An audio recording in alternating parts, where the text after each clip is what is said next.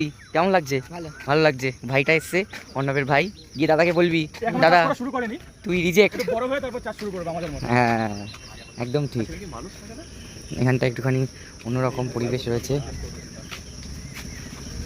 আর এই যে এত সুন্দর যে বটবৃক্ষটা, এই বটবৃক্ষ কিন্তু মানে এই যে বটবৃক্ষ, এই যে মানে পরিবেশ, এটা আমাদের ওখানে কিন্তু পাওয়া যায় না। আমাদের ওখানে কিন্তু এই জিনিসটা পাওয়া একেবারেই যাবে না। ওই জন্য আমরা এখানটাতে খুব মজা করি।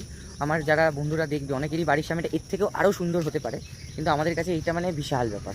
এর থেকে আরও সুন্দর তো ছেড়েই দাও, মনে হবে ওখানেই থেকে যাই। কারণ আমাদের বাড়ির আশেপাশেটা, এই যে প্রীতম নিয়ে আসলো, প্রীতম এসেছিল, এই যে গাছটা বলছে এইটার উপর উঠে দেখি জ্বর কি ওখানটাতে উঠে নাকি প্রথমে জ্বর এসেছিল। এটা কি এটা কি এটা আমি তো বুঝতে পারছি না। জুতো পরে ওঠেনি, সত্যি কথা, না খালি পায়ে উঠেছিল। কেন আমি এখনো জানি না, ও কিন্তু মানে না। এ রফন এটা নিয়ে কেন বলছি? কেন কি হয়েছে? এটা কি ব্যাপারটা? কিছুই না, একটা গাছ। না এখানে কোনো ব্যাপার আছে। কোনো